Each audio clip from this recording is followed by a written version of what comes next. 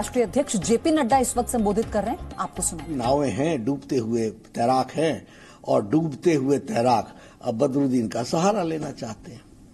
Sir, इस पूरे चुनाव में असम में हालांकि अब आखिरी थे, क्या क्या खास मुद्दे रहे आपकी नजर में? क्योंकि बहुत सारे मुद्दे रहे, लेकिन आपकी नजर में क्या खास मुद्दे थे जिसकी? देखिए, हम चुनाव 3 बातों के आधार पर लड़े।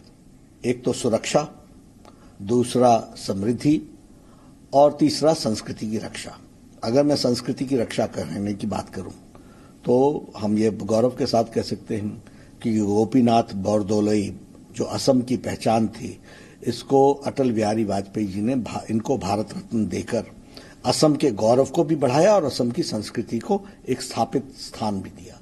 अगर मैं कहूं, आदरणीय नरेंद्र मोदी जी भारत के प्रधानमंत्री ने, उन्होंने भूपेन्द्र हजारिका को, कांग्रेस के भी टाइम वो थे, कांग्रेस के बाद भी वो उनके जीवन लीला समाप्त होने के बाद भी कांग्रेस को अवसर मिला, लेकिन भूपेन्द्र हजारिका की याद नहीं आई। भारत रत्न देने का काम किया तो नरेंद्र मोदी जी ने किया है।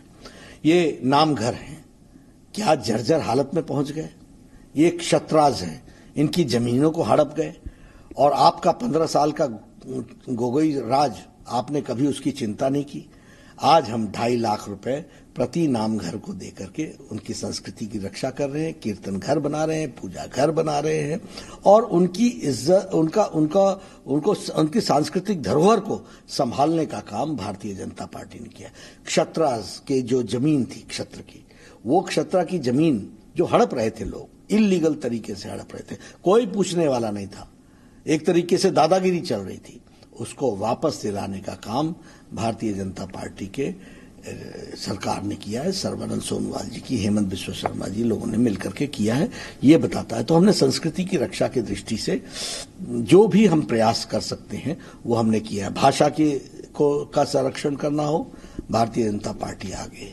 अगर संस्कृति की रक्षा करना हो, भारतीय जनता पार्टी आगे। अगर मैं सुरक्षा की बात करूं, 50 साल से बोडो आंदोलन चल रहा था, 50 years, thousands of people died, हजारों लोग मारे गए, हजारों सिक्योरिटी पर्सन्स मारे गए, हर तरीके की दुख तकलीफ में रहे, लेकिन कोई सुनने वाला नहीं था। ये तो मोदी जी की इच्छा शक्ति, पॉलिटिकल विल और Amit Shah ji as home minister की रणनीति, the strategy, and Sarbananda Sonowal he implemented in letter and spirit कि बोडो ट्राइबल रीजन का, बोडो टेरिटोरियल रीजन का समाधान हुआ। उनको, उनके एस्पिरेशंस को हम लोगों ने एकोमोडेट किया और असम की आइडेंटिटी बचाई और जो लोगों ने हथियार पकड़े हुए थे उनको वापस समाज में स्थापित करने का भी जिम्मा लिया। लगभग 2,500 से 3,000 लोगों ने आत्मसमर्पण किया है। 4,000 से ज्यादा असॉल्ट राइफल्स सरेंडर हुए हैं। अब आप समझ सकते हैं कि असम जैसे प्रदेश में 4,000 असॉल्ट राइफल्स का सरेंडर होने का अर्थ क्या बनता है। उसी तरीके से 4,000 असॉल्ट राइफल्स के उसके साथ साथ ये हमारे जो सरेंडर किए हुए लोग थे उनको 4 लाख रुपए प्रति व्यक्ति वन टाइम सेटलमेंट के लिए दिया गया और साथ ही साथ 4 लाख के साथ साथ 6,000 रुपीज पर मंथ 3 साल तक उनके रिहैबिलिटेशन की व्यवस्था की गई। 1,500 crore rupees have to be spent on Bodoland resettlement और उनके टेरिटोरियल रीजन के डेवलपमेंट के लिए हम लोग लगाने वाले हैं। तो बोडो सेटलमेंट किया, शांति लाई, असम की अस्मिता को बचाया। ये जो बॉर्डर थे ये डिस्टर्ब थे, बॉर्डर के साथ साथ इसको भी लैंड स्वैप करके उसको भी हम लोगों ने स्ट्रेंथन किया। इसकी सैटेलाइट से हमने डिजिटल वर्ल्ड से बॉर्डर को हमने ज्यादा कंट्रोल करने का प्रयास किया। हमारी पैरामिलिट्री फोर्सेस को ज्यादा से ज्यादा लोगों को यहां पर लगाया ताकि बॉर्डर ठीक से सुरक्षित हो सके। कांग्रेस के जमाने में यही बॉर्डर खुला हुआ था, यही उनके राजनीतिक, जिसको मैं कहूंगा कि राजनीति की दृष्टि से उनको लाइफ देने का काम ये बॉर्डर की जो खुला बॉर्डर था वो दे रहा था। आज बॉर्डर सील हुआ है। उसी तरीके से मैं अगर समृद्धि की बात करूं तो बोगोबील ब्रिज की बात ले लीजिए, लटकाना, अटकाना, भटकाना, यही काम था। मोदी जी ने उसको पूरा करके दिया। यहां a prime minister Modi ji has come 35 times Assam में।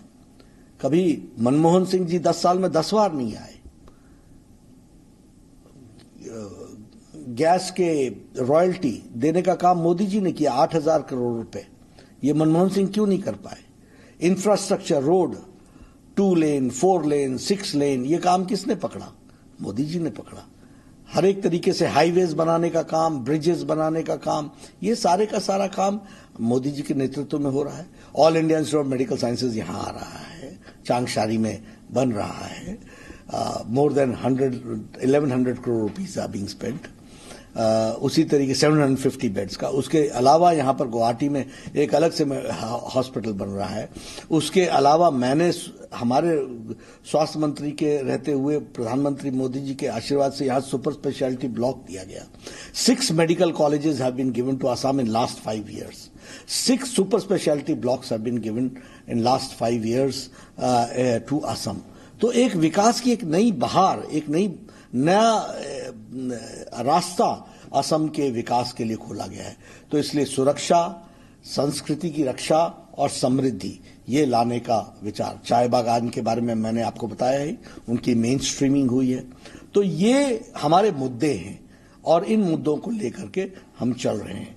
और साथ ही साथ हम कहेंगे, मैं बहुत स्पष्ट शब्दों में कहना चाहता हूं, मुझे अभी पूरे आंकड़े ठीक से याद नहीं है, लेकिन अप्रॉक्सीमेटली 59 लाख टॉयलेट्स बने हैं स्वच्छ भारत अभियान के तहत। तो हमने तो किसी का धर्म नहीं पूछा, मोदी जी ने तो किसी का धर्म नहीं पूछा।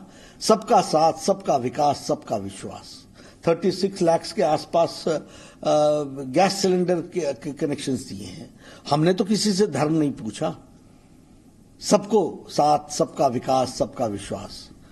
इसलिए समाज के सभी वर्गों का, जो गरीब है बेचारा, ये आयुष्मान भारत कौन लोग आते हैं? रेडी वाला, फेड़ी वाला, रिक्शा वाला, ऑटो रिक्शा वाला, मेड सर्वेंट, रैग पिकर्स, ये गरीब लोग हैं। ये किसी भी धर्म के हों। 50 करोड़ लोगों को 5 लाख रुपए का हेल्थ कवरेज देने की बातचीत की है। यहां लगभग 1,48,00,000 लोगों ने इसका लाभ उठा लिया है और लगभग मेरे ख्याल से 3 करोड़ लोग हैं जो असम के इसमें पात्र हैं। 3+ करोड़ लोग आयुष्मान भारत के। और सर्बानंद सोनोवाल जी ने अटल अमृत योजना के तहत उनको 2 लाख रुपए का और पैकेज दिया है। तो स्वास्थ्य के दृष्टि से ये चिंताएं हुई हैं और विकास हमारा बहुत बड़ा मुद्दा रहा है। गरीबों की चिंता करना हमारा मुद्दा रहा है, उसमें हम आगे बढ़े। सुरक्षा, समृद्धि और संस्कृति, इस नारे के साथ क्या लगता है चुनाव में बीजेपी प्लस 100+ का जो नारा है उसको अचीव कर? बिल्कुल करेंगे। और ये जो सुरक्षा, समृद्धि और संस्कृति की बात हमने कही है, ये यही लोगों के खतरे में थी। मैंने कहा आपको कि बोडो समझौते के बाद शांति प्रिय आसाम हो गया। उसी तरीके से बॉर्डर्स के जो झगड़े थे और बॉर्डर्स के में जो खुले रास्ते थे, उनको सील करने के कारण असम मजबूत हो गया है और एक सुदृढ़ीकरण आया है और सिक्योरिटी मिली है लोगों को। अगर मैं समृद्धि की बात करूं तो मैंने आपको पहले कहा कि एक विकास की एक नई कहानी लिखी जा रही है। और अगर मैं संस्कृति की रक्षा की बात करूं, किसी ने नाम घर की, क्षत्र की चिंता नहीं की थी, किसी ने असम के भाषा की चिंता नहीं की थी। और यहां पर जो लोग असम की अस्मिता और असम की पहचान को से गौरवान्वित महसूस करते थे, उसके साथ उसको बेइज्जती करने वालों को सर पर चढ़ाने का काम कांग्रेस पार्टी ने किया है और उनको असम की जनता सबक सिखा रही है। सर, आप पश्चिम बंगाल चलते हैं, वहां आप सभाएं की हैं, जीत के प्रति कितनी उम्मीद आपको दिखती है पश्चिम बंगाल में? देखिए, पश्चिम बंगाल के नतीजे इस बार, सरकार तो बनी रही है लेकिन नतीजे चौंकाने वाले आएंगे। और मैं आपको बता दूं कि जनता पार्टी से आगे निकल गई है। ममता जी के राज को लॉक, स्टॉक एंड बैरल छुट्टी करने के लिए बंगाल की जनता आतुर बैठी है। और पहले 2 चरण में एक तरफा टीएमसी साफ और बीजेपी आ रही है, ये साफ हो गया है। नंदीग्राम में भी स्पष्ट रूप में भारतीय जनता पार्टी की जीत निश्चित है। ऐसी भी खबर है कि वो शायद दूसरा सीट भी तलाश रही है, उसको कुछ ये उनकी रणनीति है, वो जाने, लेकिन हमारे पास तो सूचनाएं हैं कि वो तलाश कर रही हैं। ये उनके ही लोगों ने मुझे सूचित किया है, ये उन्हीं के लोग बता रहे हैं, उनके घर के लोग बता रहे हैं। तो ये वो जाने, मैं उसकी कोई गारंटी नहीं लेता हूं, लेकिन हां, नंदीग्राम वो हार रही हैं, ये तय है। सर, साउथ इंडिया की बात करें, वहां चूंकि पार्ट नहीं करते थे, लेकिन इस बार आप हो या तमाम बड़े नेता लगातार साउथ इंडिया में मेहनत कर रहे हैं। क्या कुछ जमीन पिछले 5 सालों में वहां तैयार हुई है जिस पर भाजपा की फसल उग सकती है? देखिए, भारतीय जनता पार्टी ने मोदी जी के नेतृत्व में और उसके बाद अमित शाह जी ने उसकी योजना बनाई, जिसको हम सब लोग मिलकर के आगे बढ़ा रहे हैं। वो सारे भारत में भारतीय जनता पार्टी का कमल खिलना चाहिए। इसलिए साउथ हम छोड़ दें, संभव नहीं है। इसलिए साउथ में भी हम लोगों ने जोर लगाया है और हमको तमिलनाडु में एआईडीएमके के साथ हम सरकार बनाएंगे। पुडुचेरी में हम एनडीए की सरकार बना रहे हैं बड़े स्पष्ट शब्दों में, और केरला में भी हम एक शक्ति के रूप में उभरने वाले हैं और इसके लिए हम पूरी ताकत लगा रहे हैं। और मोदी जी के प्रति लोगों की बहुत बड़ी आस्था है। तमिलनाडु में the most popular leader accepted is Narendra Modi ji. Puducherry में it is Modi ji. The popularity of Modi ji in Kerala is maximum, nobody stands. तो हम इसका सदुपयोग भी करेंगे और निश्चित रूप से इसका मतलब कि मोदी जी की पॉपुलैरिटी से हमको ये समझ में आता है कि उनकी नीतियों के प्रति उन्होंने हामी भरी है। सर, लगातार सुनते हैं जब भी चुनावी रैली होती है, आप एक चीज लगातार कहते हैं, कहीं राज्य में भी चुनाव हो तो सबसे ज्यादा चर्चा आप करते हैं कि प्रधानमंत्री मोदी जी के चेहरे पे हम चुनाव लड़ रहे हैं। इसके पीछे की कोई वजह है कि लगातार प्रधानमंत्री मोदी जी के नाम का इस्तेमाल ही राज्यों के चुनाव में भी हो? नहीं, देखिए, मैं आपको बताऊं कि हमारे यहां मोदी जी ने राजनीति में राजनीति की परिभाषा बदल दी। He has change the definition of politics और राजनीति की संस्कृति बदल दी। और हमारी नहीं, सभी अन्य पार्टियों की। जो लोग जात की बात करते थे आज विकास की बात कर रहे हैं। जो लोग भाई भतीजावाद की बात करते थे वो अभी विकास का मुखौटा लेकर के चल रहे हैं। जो लोग मेवा खाते थे और खाने के लिए आतुर रहते हैं, अभी भी मौका मिलेगा तो खाएंगे, वो सेवा की बात करने लगे हैं। This is all because Modi ji has changed the definition of politics. He has changed, उन्होंने भारत की राजनीति की परिभाषा बदल दी। ये छोटी घटना नहीं है। प्रधानमंत्री का ये कहना कि मैं प्रधान सेवक हूं, और कहना ही नहीं, करके दिखाना। 6 years एक छुट्टी नहीं लेना, दिन रात काम करना, और इसमें कोई दो राय नहीं है। आज हमें बड़ा गौरवान्वित महसूस होता है। एक 2014 के पहले पिछलग्गू भारत, भ्रष्टाचारी भारत, पॉलिसी पैरालिसिस भारत, आज भारत दुनिया में अपनी अपनी अपनी आन बान और शान के साथ चमक रहा है। दुनिया में हर भारतीय, कोई भी किसी देश के दुनिया के किसी कोने में हो, गर्व से के साथ कह रहा है I am Indian and I love prime minister Modi. आप ये कोरोना की संक्रमण हुआ, आप बताइए, अमेरिका के चुनाव का मुद्दा कोरोना का मैनेजमेंट था कि नहीं था? आप बताइए, यूरोप हमसे ज्यादा स्वास्थ्य में स्ट्रांग है और उसकी व्यवस्थाएं हमसे स्ट्रांग हैं, लेकिन वो लड़खड़ा गया कि नहीं लड़खड़ा गया? असहाय महसूस हुआ कि नहीं हुआ? आप बताइए, वेस्टर्न कंट्रीज जो हमसे स्वास्थ्य में अच्छी थी, उन्होंने अपने आप को असहाय महसूस किया। और ये भारत 130 करोड़ का देश, इसको मोदी जी के नेतृत्व में लॉकडाउन भी लगा। आज हम 2500 कोविड डेडिकेटेड हॉस्पिटल के साथ खड़े हैं। आज 5 लाख पर्सनल प्रोटेक्शन इक्विपमेंट हम बना रहे हैं। आज हमारी 14 लाख से 15 लाख डेली टेस्टिंग कैपेसिटी बन गई है। आज हमारी मॉर्टेलिटी रेट सबसे कम है और हमारी रिकवरी रेट सबसे ज्यादा है। और हमने 150 देशों को पैरासीटामोल और HCQ की मेडिसिन दी। और कभी सोचा था आपने कि भारत वैक्सीन बनाएगा? भारत तो पहले से ही इंतजार में बैठा होता था यूपीए के टाइम में कि कोई दे दो, किसी भी तरीके से दे दो, कुछ भी कर दो। ये स्वाभिमान जगाने का काम नरेंद्र मोदी जी ने किया है और उस स्वाभिमान के कारण आज हमारे यहां लगभग हमारे यहां 2 वैक्सीन का निर्माण तो हुआ ही हुआ और हमने वैक्सीन अपने देशवासियों को देने का तय तो किया ही किया। आज 72 देशों को हम वैक्सीन दे रहे हैं। कनाडा देश जैसा देश हमसे मांग रहा है और यह भारत के लोगों का मनोबल को कितना ऊंचा करता है, यह हम समझते हैं। If we have such a leader, तो हमारे लिए, भारतीय जनता पार्टी के लिए ऐसी शख्सियत जो देश में जिसके सबसे ज्यादा मान सम्मान हो, दुनिया में जो स्थापित नेता हो, उनका पार्टी के, और वो पार्टी के संगठन के व्यक्ति हैं। अगर संगठन ने उनको जब भी जो कहा है वो उन्होंने हमेशा पार्टी को माना है, तो ऐसे व्यक्ति का उपयोग करना, सदुपयोग करना, ये पार्टी के अध्यक्ष के रूप में मेरी जिम्मेवारी है और ये हमारे लिए सौभाग्य है कि हम उनका सदुपयोग करें।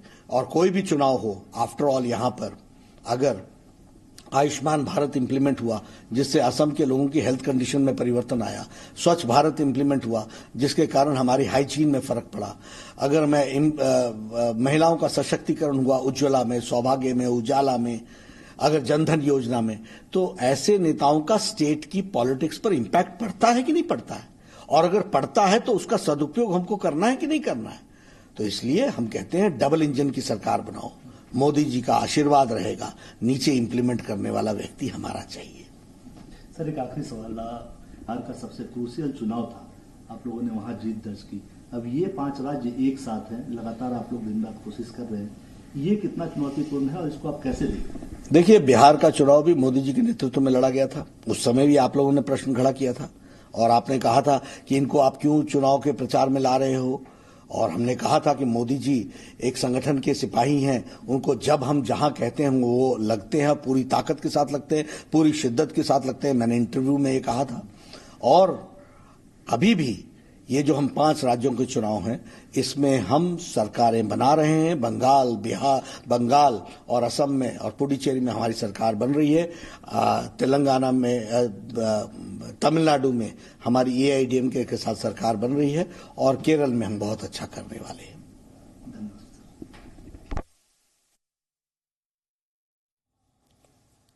तो आप सुन रहे थे राष्ट्रीय अध्यक्ष बीजेपी जेपी नड्डा। उन्होंने जो 5 राज्यों में चुनाव चल रहे हैं उन्हीं पर खुलकर बात की।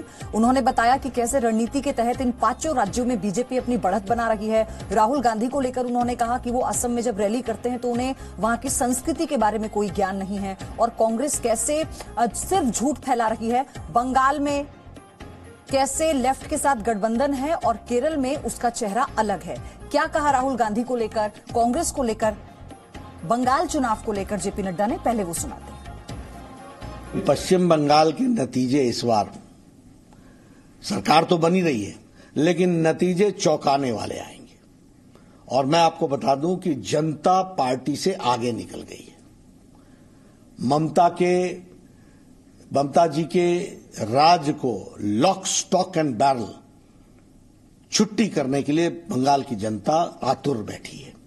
और पहले 2 चरण में एक तरफा टीएमसी साफ और बीजेपी आ रही है, ये साफ हो गया है। नंदीग्राम में भी स्पष्ट रूप में भारतीय जनता पार्टी की जीत निश्चित है। ऐसी भी खबर है कि वो शायद दूसरा सीट भी तलाश रही है, उसको कुछ ये उनकी रणनीति है, वो जाने, लेकिन हमारे पास तो सूचनाएं हैं कि वो तलाश कर रही हैं। ये उनके ही लोगों ने मुझे सूचित किया है, ये उन्हीं के लोग बता रहे हैं, उनके घर के लोग बता रहे हैं। तो ये वो जाने, मैं उसकी कोई गारंटी नहीं लेता हूं, लेकिन हां, नंदीग्राम वो हार रही हैं, ये तय है।